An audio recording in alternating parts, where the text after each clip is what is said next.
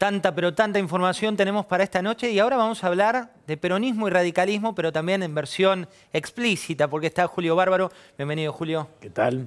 También está Mario Negri, radical explícito. ¿Podemos presentarlo así? Pero sí, cómo no. Julio, ¿qué es el radicalismo? En la etapa anterior al peronismo, pero son dos etapas del movimiento nacional que no se confrontan. Yo estuve a pocos metros del abrazo Perón-Balbín, fui parte de ese proceso histórico. Me parece que esa fue una etapa que perdimos, que dejamos pasar. La violencia la destruyó. Mario, ¿qué es el peronismo? Coincido en gran medida lo que dice Julio.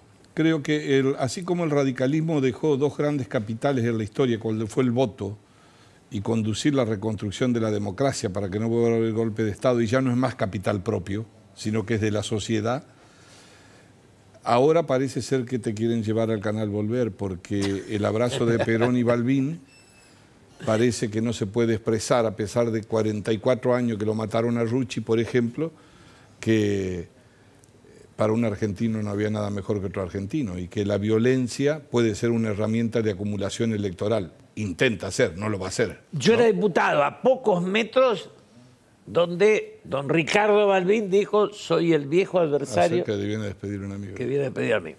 Ese era un país posible. Sí. La violencia tenía dos caras. No es dos demonios, pero había dos violencias. La violencia es una, ¿no? No, por supuesto, la violencia es una. Lo que yo creo, fíjate por una cosa contemporánea, a mí me cuesta creer, no es que nosotros vivamos de la nostalgia ni del pasado, ni Julio, ni yo respeto mucho su pensamiento y su síntesis, pero fíjate por el momento que estamos viviendo, lo peor que le puede pasar a una sociedad cuando cree que todo es posible, cuando comienza a anestesiarse. ¿Has escuchado por casualidad alguna voz de la política, de la iglesia, de los empresarios, repudiando la violencia? Como estamos viviendo en este momento en una forma acelerada. Fíjate, ¿qué rescatamos? La última marcha por Julio, por la desaparición en el sur. No, la marcha fue muy pacífica, los problemas vinieron después. Como si los problemas después no fueron un problema, no fueron violentos. Nos estamos acostumbrando a capuchas, a palos. Se comienza a anestesiar la sociedad y no hay espacio para la violencia. No se trata de un documento, de voces. ¿Por qué? ¿Cómo puede ser?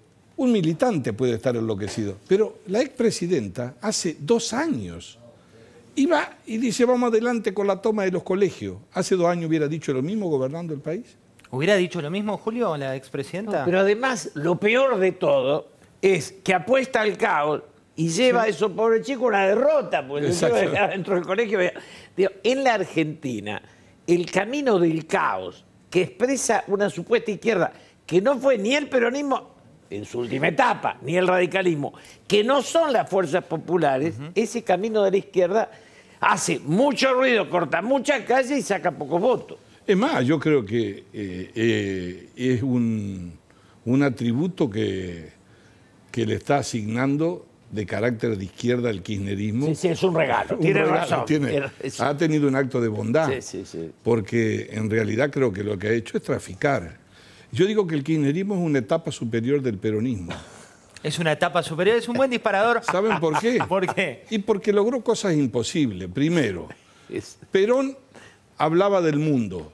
El kirchnerismo creyó en la autosuficiencia de la Argentina con un relato para vivir solo, aislado del mundo, ¿no? En contra del mundo. En contra del mundo, además. En segundo lugar, el kirchnerismo cree que puede ser la síntesis de los violentos convirtiéndolo en no violento, cosa que es imposible. Y en tercer lugar, no ha tenido ningún prurito para combinar concentración de poder con corrupción, porque cree que la sociedad es tolerante. Y algo está pasando, se cayó el muro de Berlín. En la Argentina se están cayendo cosas también. Julio, en un rato volvemos con más datos, vamos a meternos en la actualidad. ¿Qué fue lo que pasó con el Pata Medina? Quiero el análisis de ustedes, quiero el análisis respecto al juicio que viene mañana a Julio Devido, y a ustedes les tiro un dato adicional. ¿Saben cuánto va a generar el tema de los créditos? ¿Cuánto va a representar en términos de plata los créditos hipotecarios? Cerca de 1 punto del Producto Bruto Interno, es decir, de todo lo que crece la economía el año próximo, los 3 puntos, 1 punto de plata se van a dar en créditos. Solo un dato que te dejo para que vuelvas y te quedes ahí después del corte. Y seguimos con escenas de política explícita. Le vamos a preguntar a Julio por el tema de Julio Devido, que mañana va a juicio. ¿Qué opinión hace de eso? Yo creo que la sociedad necesita justicia y hay personajes... En la política argentina, los operadores sustituyeron a los militantes. De Vido es uno. Mario. Julio De Vido es el único caso de longevidad política en un gabinete. Acompañó todo el gobierno de los Kirchner. Y de los 5 funcionarios que tuvo, salvo uno que fue preso, Jaime, y le sacaron el área para dársela a Randazzo, los otros 4 lo acompañaron siempre. Ahora, cuando pedimos que se vaya a la justicia, dijo que no los conocía prácticamente. Julio, el sindicalismo hoy fue noticia, lo fue hace minutos, porque se terminó entregando el Pata Medina. ¿Qué implica esto? Nada. El sindicalismo fue contra Cristina más que el empresariado. El empresario debe haber tenido a Mañeto. El sindicalista tuvo Moyano, Barrio Nuevo, Piumato, Esmí. Y hay otro sindicalismo que es el del Pata, pero no es grave. Mario. Un modelo, dije yo, se cayó el muro de Berlín. También iban a pasar cosas en la Argentina. Además con un valor agregado. La UOCRA tiene una historia que encaja también con el Pato Medina, ¿no? Pero, por supuesto, cobra relevancia la violencia. Pero yo creo que ahora se produjo un clic. No digo un cambio de época, es exagerado. Pero se abre la posibilidad de un cambio. Hay cosas que suceden que sorprendieron al propio gobierno. La derrota a La Pampa, lo que pasó en San Luis. Digo, hay algo que está dando vuelta en la Argentina. La política tiene que leerlo correctamente. El gobierno no puede pensar de que eso es un cheque en blanco. En todo caso, lo primero que habían resuelto era decirle no a Cristina. Y además, la volada decidieron cambiar algunas otras cosas, ¿no? Ahora, creo que la política toda debe leer correctamente qué es lo que está sucediendo. Si no, los dirigentes van a quedar a la vereda del frente. La gente va a otra velocidad. Julio, Sergio Massa se metió en tu cancha, en la cancha del peronismo, y esto es lo que decía.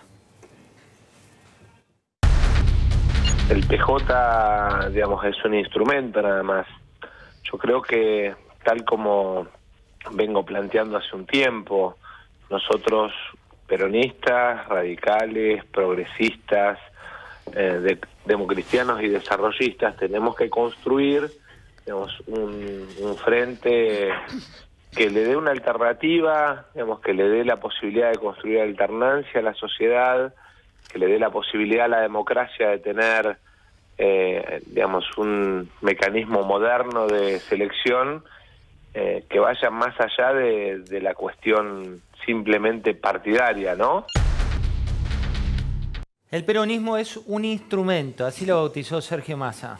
Es cierto, digamos, nosotros necesitamos, estamos obligados a construir una alternativa democrática al gobierno. La democracia necesita gobierno y oposición y salir de la violencia, superar el kirchnerismo, que es suicida, y pasar a ser un partido opositor que, digamos, tenga capacidad de apoyo crítico. Mario, ¿cómo imaginás el día después de las elecciones? El día después de las elecciones, yo lo imagino que comencemos a ser un país normal. Ni que sea catastrófico, ni que se piense en borrachera de poder, que se actúe con humildad y que se sepa que la agenda que tenemos por delante es una agenda con mucho más asignaturas, porque la Argentina y el mundo está lleno de nuevas asignaturas y solo no se puede. Y en minoría, menos. Es el gobierno que tiene la capacidad de comprender eso y de construir consensos, puede convivir en un mundo global que todos los días te trata de atrapar, al que el kirchnerismo no solo ignoró, como dice Julio, sino que además creyó que podía vivir sin él. Julio, ¿quiénes son los referentes del nuevo peronismo, los que tienen digamos, el futuro? En San Juan, Uñac, al lado de Gioja, es Gardel y Lepera.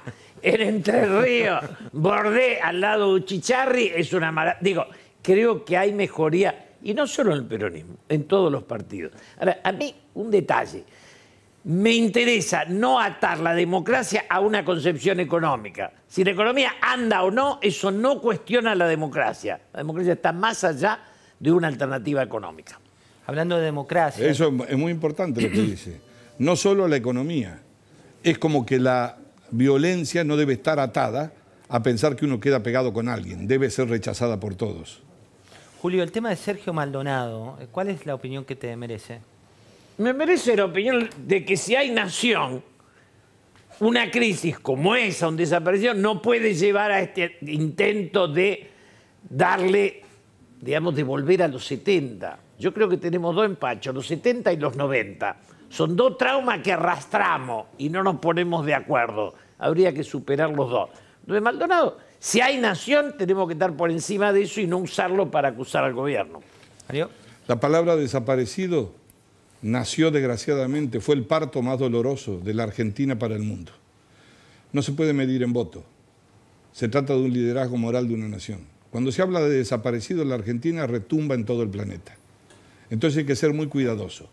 Desde el Estado, para saber que no se puede medir en una encuesta.